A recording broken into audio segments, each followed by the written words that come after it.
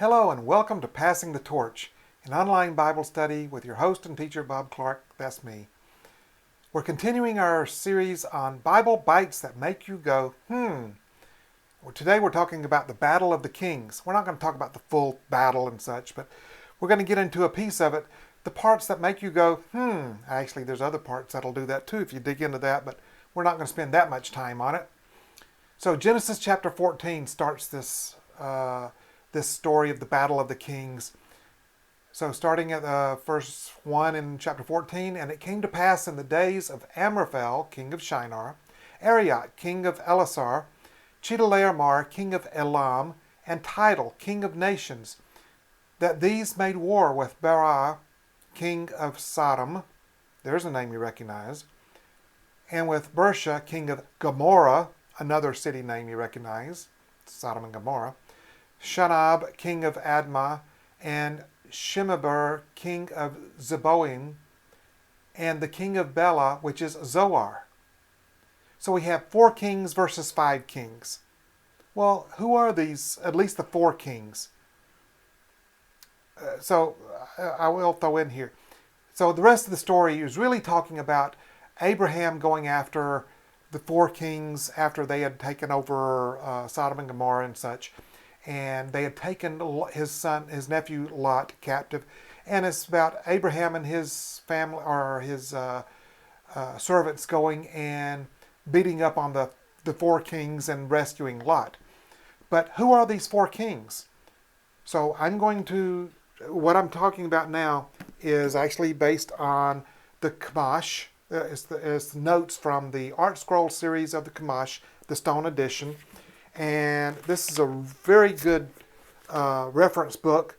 And I don't know if you can see in the camera there, but it has stuff both in Hebrew and in English. And it has notes from a lot of the old rabbis and such. So per those notes, the sages identify Amraphel, that was the first of those kings, as Nimrod.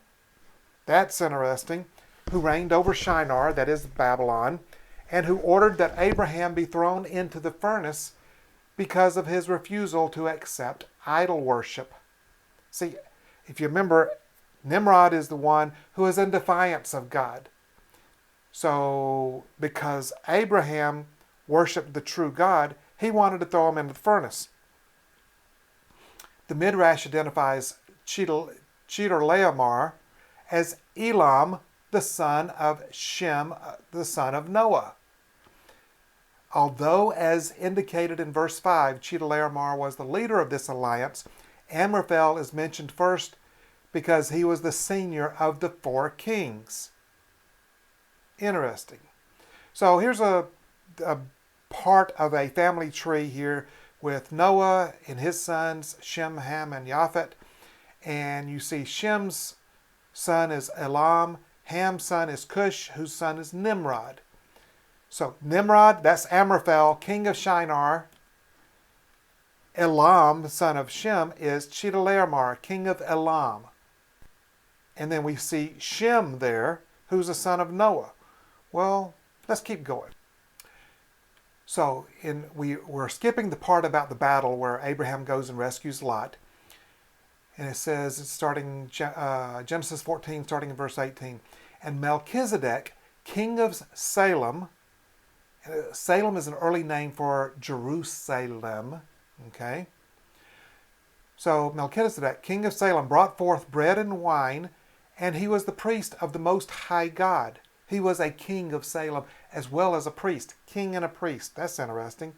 And he blessed him, talking about Abraham. He blessed Abraham and said, Blessed be Abraham of the Most High God, possessor of heaven and earth.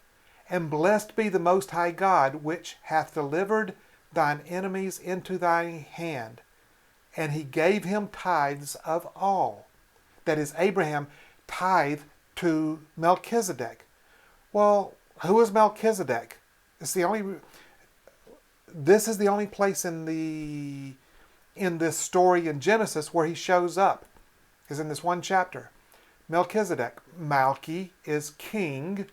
Zedek is righteousness. So he is the king of righteousness. And per the notes from the Chumash again, Abraham is met by Melchizedek, who the sages identify as Shem.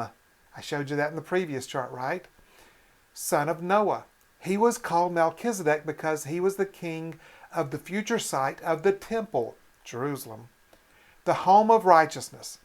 As the most honored of Noah's children, Shem was made the priest of God in Jerusalem. By bringing Abraham and his battle-weary warriors the customary refreshments, that's bread and wine, Melchizedek showed that he bore Abraham no ill will for having killed his son, Elam. That's interesting. For Chedorlaomer was king of Elam, which was founded by Shem's firstborn son. So the way that we would say that around here is he needed killing, and his father knew it.